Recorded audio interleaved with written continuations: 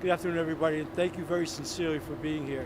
This is a really important subject, and I can think of nobody better to talk about it than our own Dr. Roger Babcock, our Director of Environmental Services.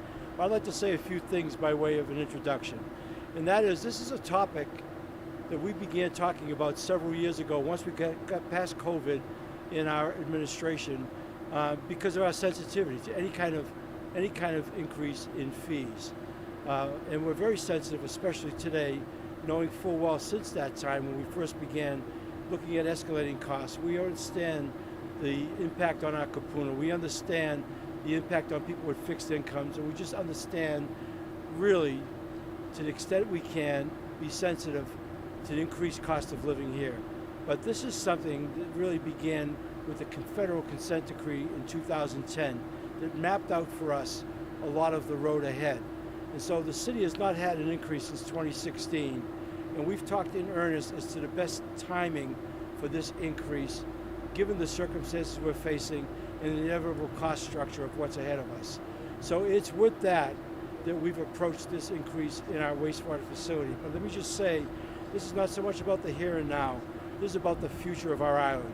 So we're out here today at Sand Island. This is a world-class treatment center. Everything that we're doing about this, albeit while it might be under a consent decree, is the most serious work of our administration. So that said, nothing capricious. We stalled making this decision as long as we possibly could, but this is inevitable. It's been mapped out. This is a 15-year plan from 25-year plan from 2010 that runs all the way out to 2035, and we're at that moment in time now. So without any further ado, I want to bring up Dr. Roger Babcock to discuss in detail the reasons why we're here today. Thank you, Roger. Thanks, Mayor. Thanks, Mayor, and thanks to everybody that's watching. I'm Roger Babcock, Director of Department of Environmental Services. Environmental Services takes care of wastewater and solid waste. I'm going to talk about the wastewater enterprise today. It's important to note that wastewater, the sewer enterprise, which is the collection system, the pump stations and 9 treatment plants, are a self-sufficient entity. Only receive funds from the sewer fees.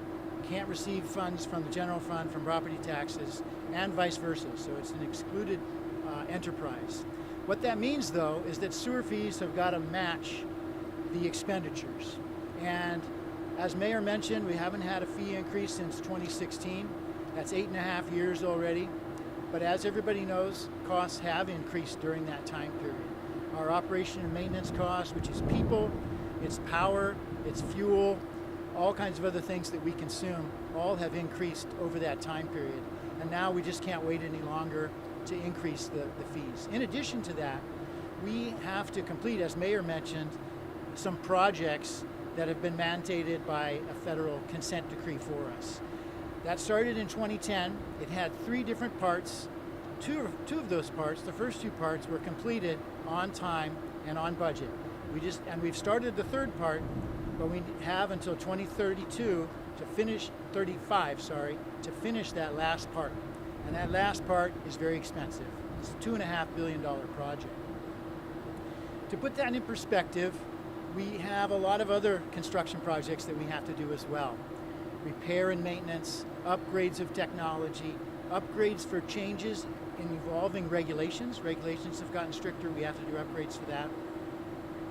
As well as preparation for climate change and sea level rise, we have to prepare our structures for that, as well as additional resource and energy recovery. And soon we'll actually be making electricity from wastewater. But all that means adds up to $10.1 billion of construction projects between 2025 and 2040.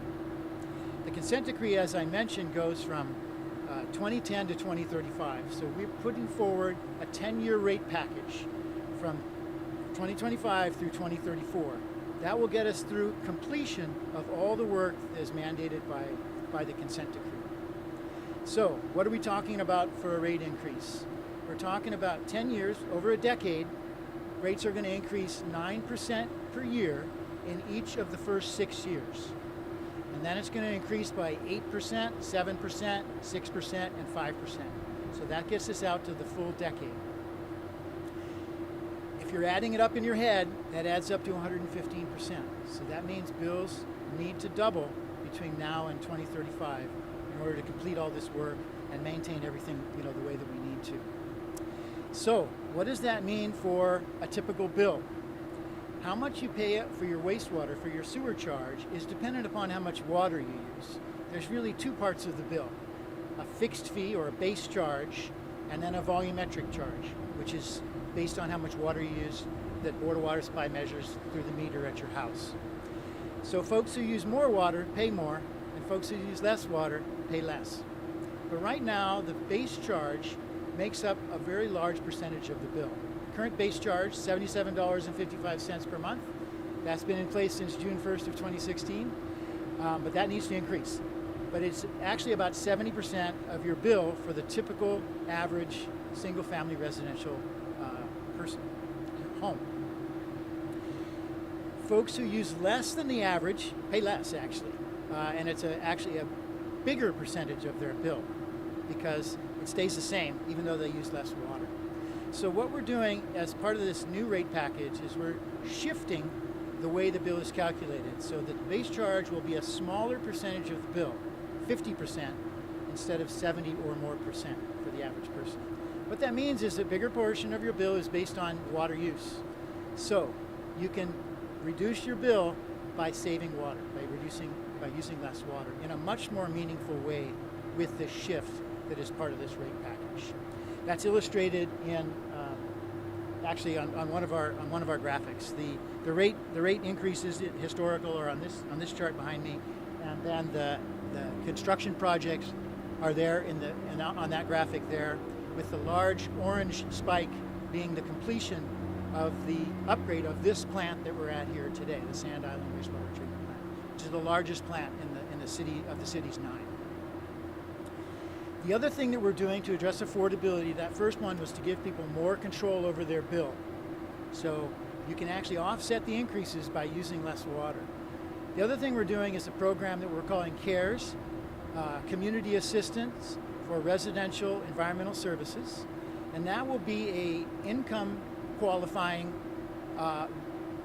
credit to people's bills if you qualify. So presently, what we're working with is 80% of AMI, area median income, would qualify for a $20 to $25 per month credit on the base charge of their bill. And so for some people, this could make a very big difference. And actually, it would wipe away the first 2 years or a little more of the increases for those folks that qualify. So we feel very strongly that we need to address affordability. So that's why we're doing that in two different ways. I mentioned I think I mentioned the typical bill for the average water user is $110 a month now. Over the 10 years for that average user, that's going to increase to over $200. But again, that's for the average user. That's 9,000 gallons. That's 9,000 gallons per month. What that means is if you take all the water that's used, you divide by the number of residents that there are, that's your average number. If on the other hand you take all the residential users and how much water they use and put them on a list, and then go and find the middle one, that's 6,000 gallons a month. That means half the people use more than that, and half the people use less than that. Incidentally, that's exactly how much water I use at my house. So my bill is lower; it's about $100, and so it won't increase as much. And anyway, at this point, I think I'd be happy to answer any questions.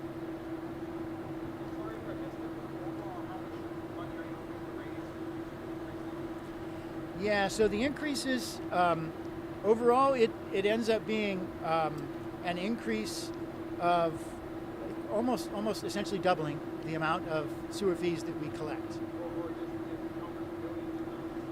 Yeah, so currently there's about 450 million is what the sewer fees bring in per year, and that will increase to approximately double that number over the decade. Approximately double that number over the decade. 450 million is the current, and then it will be double that by the end of the decade. The July 1st, 2025. So that's the fiscal year that we work on. So each July 1st, it will increase over the decade. And you folks changed up the volume, fixity versus volume, the ratio has become. Yeah, so Marcus, you could put that up there. That explains kind of how that works. This shows all of single family, multifamily, and non-residential. Those are the different classes of customers. Everybody's basically paying the same amount for sewage, but the way it's calculated just depends on the size. What you can see is the current bills are shown there in 2024. That's $77.55. Average water users paying $4.63. Everybody's actually paying $4.63, no matter how much water you use. In 2025, the first year, you see that the base charge doesn't really increase, only a few cents, but the volumetric charge increases quite a bit. So that's that shifting, which means that, and you see it hardly changes at all for the first 4 years. It basically stays the same, and the volumetric charge goes up, and then it starts increasing after that. And so what that does is it allows people to have more control over your bill, because you directly control that lower number, or how much of that lower number that you use. So you're hoping that people adjust their behavior as far as water use? They will have that ability to have much more control. Right, so right now they have the ability, but it has a very small impact on the bill. Now it will have a much bigger impact on your bill. Please do, Mayor. There are two things that we did.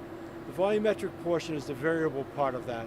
And so by increasing that to 50, as opposed 70 to 30 to a 50-50, allows homeowners to take a little bit more control on water, which also affects their bill.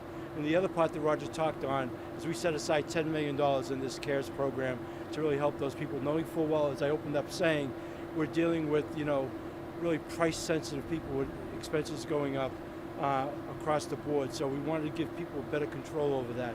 The other perspective that I want to say is that Oahu residents generate over 100 million gallons a day.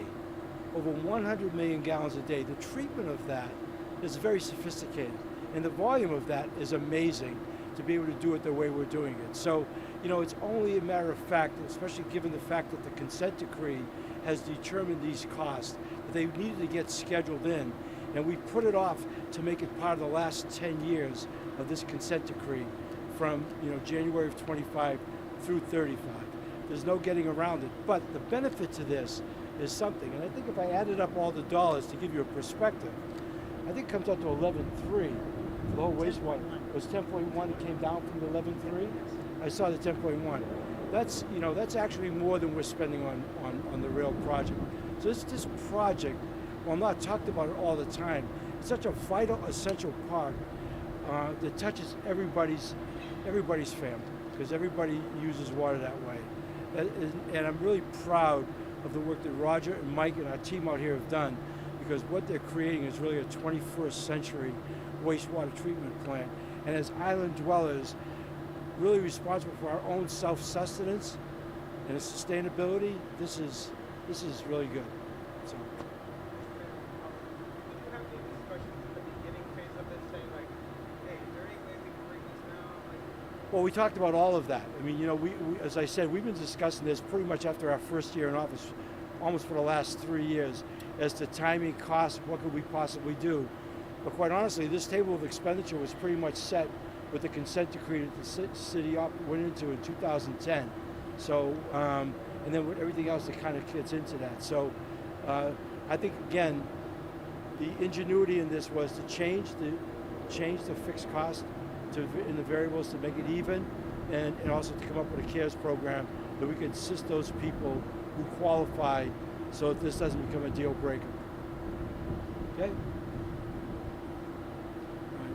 Thank you. Sorry, just the third part. Yeah. Of the consent decree was fixing the Sand Island? Yes. So you're asking about the other parts? Yeah. Yeah. The first two were finished. The first two are finished. Again, it started in 2010. The first part was to address sanitary sewer overflows. There were pipe breaks and sewer overflows more at that time. 10 years of projects, $1.4 billion, about 150 different projects named in the consent decree. Those were all completed. There was 10 years.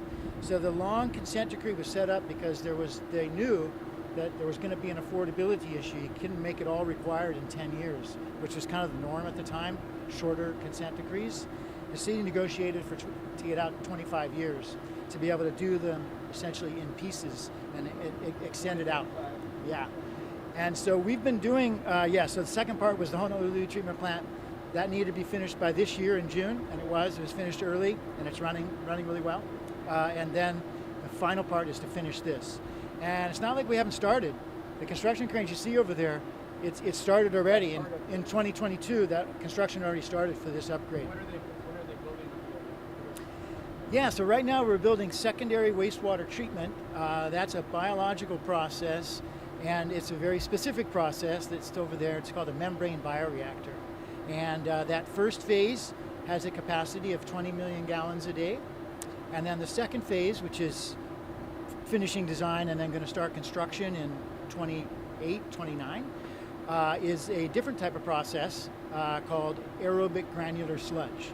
So it's a newer, quite innovative process, and that will have a capacity of 70 million gallons a day. So the capacity right now of this plant is 90 million gallons a day. The cost for the whole project For this upgrade here is 2.5 billion for the secondary upgrade. this is paying for part of that. This is paying for part of it. So of the 10.1, it's about 25% of the work that we have to do. And then the rest is island-wide.